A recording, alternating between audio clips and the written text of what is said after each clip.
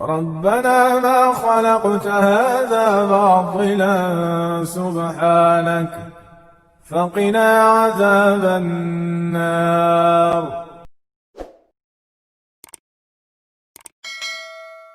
Assalamualaikum warahmatullahi wabarakatuh. Alhamdulillah hamdan katsiran thayyiban mubarakan fi syadu la ilaha illallah wahdahu la syarikalah wa asyhadu anna Muhammadan abduhu wa rasuluhu nabiyya ba'da. Allahumma shalli ala Muhammad wa ala ali Muhammad kama shallaita ala Ibrahim wa ala ali Ibrahim wa barik ala Muhammad wa ala ali Muhammad kama barakta ala Ibrahim wa ala ali Ibrahim innaka Hamidum Majid. Subhanaka la ilma lana illa ma 'allamtana innaka antal alimul hakim. Alhamdulillah, sekalian kita terus-menerus bersyukur pada Allah atas begitu banyak rahmat, nikmat yang Allah berikan kepada kita semua, yang pastinya kalaulah kita habiskan umur kita untuk beribadah kepada Allah, maka niscaya surga pun belum tentu kita bisa raih, karena segala yang Allah berikan semasa kisah hidup seperti ini jauh lebih banyak daripada amal yang kita lakukan untuk Allah SWT. Maka kalau kita kembali kepada esensi dari seorang manusia diciptakan Allah, yang Allah sebutkan dalam Al-Quran, a'udzubillahi minasyaitonir rajim, wa ma khalaqtul jinna wal insa illa liya'budun, maka kita akan paham bahwa kehidupan kita tidak lain tidak bukan dalam rangka ketaatan dan ibadah kepada Allah Azza wa Jalla. Dan alhamdulillah hari ini saya diberi kesempatan untuk berukhuwah ya, mungkin bersoan atau mungkin sharing bersama teman-teman Bapak Ibu sekalian, para pejabat-pejabat dan para karyawan-karyawan yang ada di OJK. Semoga apa yang saya sampaikan ini bisa bermanfaat, dan pastinya harapannya bukan cuma sekedar didengarkan, tapi juga mudah-mudahan dimudahkan untuk dipraktekkan. Dan kemudahan itu lagi-lagi kembali karena kemudahan dari Allah Subhanahu wa taala. Jadi kita kembalikan semua kepada Allah Subhanahu wa taala, sehingga kita semakin merasa kita ini lemah dan memang tidak ada kekuatan apapun kecuali kekuatan dari Allah Subhanahu wa taala. La haula wala quwata illa billah. Baik Bapak sekalian yang saya hormati, berkaitan dengan tips-tips hidup sehat. Jadi sebenarnya Islam itu memberikan pedoman yang sangat-sangat sempurna tentang apapun ya. Jadi kalau kita mau kalau mungkin bahasanya sederhananya, kalau mau hidup sehat ya ikutilah manusia yang paling sehat. Ya, siapa itu manusia yang paling sehat? Ya tentunya uswahnya kita, Rasulullah SAW. Kita tahu bahwa Nabi kita SAW adalah manusia yang sangat-sangat sehat, paripurna sehatnya. Maka tinggal contoh beliau. Cuman masalahnya kalau kita bicara tentang ya mungkin banyak hal zaman sekarang ya, kita perlu kembali dulu ya. Kita perlu kembali dulu bagaimana keseharian Nabi kita alaihi salatu wassalam. Jadi Nabi kita SAW adalah sosok yang memang memberikan pedoman atau contoh yang sangat mungkin dan sangat mudah dan sangat katakanlah bisa kita ikuti, karena beliau juga manusia. Beliau diciptakan Allah atau dijadikan Rasul dan Nabi itu bukan hanya bisa dicontoh, karena beliau juga manusia sama seperti kita. Karena banyak orang yang merasa ya memang ada kelebihan dari Nabi SAW karena beliau seorang Rasul ya, tapi ada beberapa atau banyak hal yang kita bisa contoh ya. Nah dari keseharian beliau inilah kalau boleh saya katakan, kalau bagaimana menghadapi atau mungkin new normal atau abnormal atau apa under normal, apapun namanya lah ya. Tapi intinya adalah bagaimana kita mendapatkan pedoman bahwa Islam itu memberikan petunjuk yang sangat-sangat sempurna tentang bagaimana cara menjaga kesehatan. Dan contoh itu sudah ada pada baginda Nabi SAW.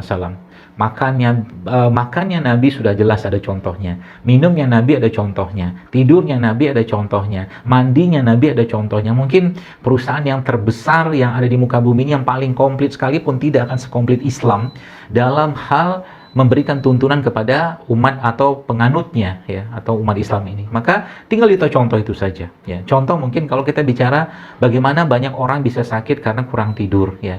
Kenapa? Karena memang Nabi kita SAW sudah menjelaskan atau memberikan contoh bagaimana Rasulullah SAW itu, mungkin kita lihat keseharian Nabi itu kapan sih tidurnya? Nah, tidur Nabi itu ada beberapa waktu. Ini kita bicara tidur dulu ya, nanti baru kita bicara yang lain. Ya. Pertama beliau akan tidur, umumnya Rasulullah SAW akan tidur ba'da Isya. Rasulullah akan tidur ba'da Isya. Dan ini tidur yang sangat baik, karena memang saat itu tubuh sudah mulai atau mungkin fase malam sudah mulai meningkat gitu kan. Nanti tengah malam beliau bangun ya jam 1 mungkin jam 2, lalu beliau sholat ya. Sholat hingga akhirnya beliau sholat malam, kemudian akhirnya sampailah akhirnya pada waktu subuh. Nah, waktu subuh beliau sholat subuh, dan antara subuh dan azan subuh dan iqamah subuh beliau tidur sebentar, tapi tidur bukan tidur nyenyak. Lalu akhirnya dari setelah itu beliau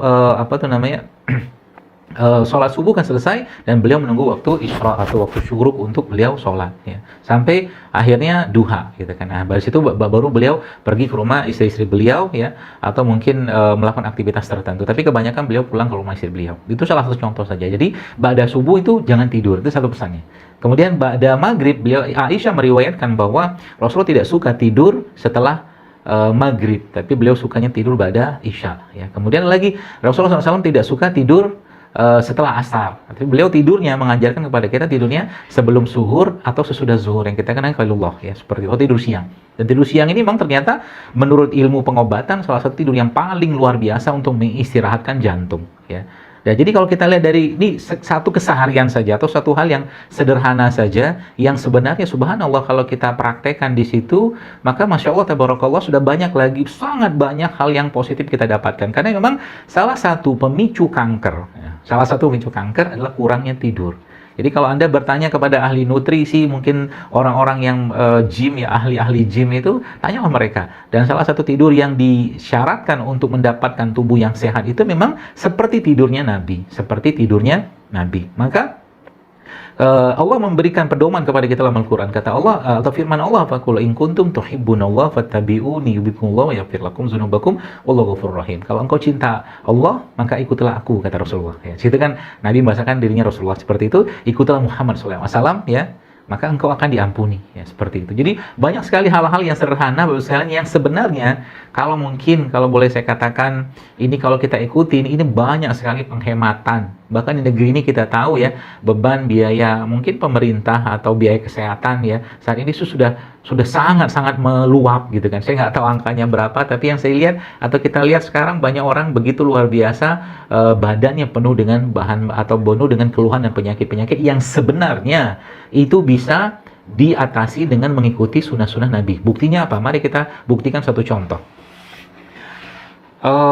Ibnu Taimiyah rahimahullah atau Ibnu Katsir rahimahullah mengatakan bahwa ayat dalam surat Al-A'raf 131, wa kulu washrabu wa la tusrifu, makalah kalian tapi jangan berlebihan, kata Allah atau firman Allah. Maka di situ sudah, kata Ibnu Katsir, itu sudah 50% ayat kedokteran sudah terkandung pada, atau 50% ilmu kedokteran sudah terkandung pada ayat tadi. Itu kan subhanallah gitu kan. Jadi kalau kita lihat zaman sekarang, kenapa banyak orang berpenyakitan atau banyak penyakit zaman sekarang? Karena ketidakmampuan mereka mengontrol apa yang masuk ke dalam mulut mereka. Itu salah satu contoh saja. Maka Nabi kita sallallahu alaihi wasallam juga memberikan pedoman lagi, ya, bagaimana cara hidup atau cara makan yang baik itu. Ya, jadi kita sering mendengar bahwa makan itu 3 kali sehari. Padahal sebenarnya, ya, meskipun tidak ada hadis yang menyebutkan berapa kali sehari, ya, mungkin kita pernah mendengar ada suatu riwayat menyebutkan ada seorang yang berada di Madinah, atau ya Madinah saat itu, yang dokter lah gitu kan, yang tidak melihat banyak orang sakit. Lalu ada seorang yang mengatakan pada orang tersebut bahwa bahwa kenapa nih pada nggak sakit gitu kan, kok dokternya sepi, rumah sakit sepi. Ya, orang tersebut mengatakan bahwa kamilah kaum yang hanya makan ketika lapar dan berhenti sebelum kenyang. Pedoman sederhana, tapi kalau Anda ikutin pedoman ini, Bapak sekalian, itu subhanallah, ya, banyak penyakit-penyakit, ya, degeneratif itu bisa hilang dengan pedoman yang sangat mudah dan murah, bahkan gratis ini, ya. Maka Nabi kita SAW memberikan pedoman kepada kita, sepertiga untuk makan, sepertiga untuk minum, sepertiga untuk udara. Itu sederhana, tapi kalau kita lakukan itu, maka subhanallah tubuh kita akan terus melakukan detoksifikasi. Begini polanya. Ya, saya akan jelaskan sedikit-sedikit karena waktu kita nggak banyak, tapi mudah-mudahan bisa Anda praktekkan. Ya. Jadi, tubuh kita, Bapak sekalian, diberikan kemampuan oleh Allah untuk mendetoksifikasi dirinya sendiri, untuk membersihkan dirinya sendiri, ya, untuk memakan sel-sel yang rusak, ya, ya, untuk bagaimana tubuh itu bisa bekerja dengan sempurna. Ya, karena memang sudah sempurna tubuh kita tadi yang Allah jelaskan dalam surat At-Tin, wa laqad khalaqnal insana fi ahsani taqwim, dan kami ciptakan manusia itu sempurna, subhanallah, ya. Jadi lagi-lagi saya kembali ke situ tadi. Jadi kalau kita misalkan contoh apa salah satu protokol atau pedoman yang kita bisa pakai. Salah satu contohnya adalah pembersihan, ya, detoksifikasi. Detoksifikasi dalam Islam itu sudah sangat komplit, ya, dan paket detoksifikasi yang sangat jelas yang kita bisa aplikasikan atau kita bisa kerjakan adalah namanya puasa. Ya, maka ada puasa Daud, ya, ada puasa Ayyamul Bid, ada puasa Senin Kamis, ada puasa Sunnah, ada puasa Ramadan, ada puasa Syawal, ada mungkin beberapa jenis ragam puasa. Itulah paket detoksifikasi. Maka sebenarnya kalau kembali ke ayat tadi, wa kulu washrabu wa la tusrifu. Jadi kalau mau makan itu, ya, sepertiga untuk makan, sepertiga untuk minum, sepertiga untuk udara, kata Nabi SAW. Maka tinggal ikuti itu saja, ya. Maka tambahkan lagi dengan pedoman yang lain. Misalkan apa pedomannya? Salah satunya adalah 8 plus 3 plus B. Misalkan, ya, 8 itu apa? 8 itu puasa Senin Kamis. B-nya, 3-nya apa? 3-nya itu puasa Ayyamul Bid. B-nya itu apa? Berbekam. Itu kan paket komplit. Paket ibarat kata mah paket pembersihan tubuh 1 bulan gitu kan. Kan murah. Bukan murah lagi, gratis, tinggal, ya, semua orang bisa kerjakan gitu.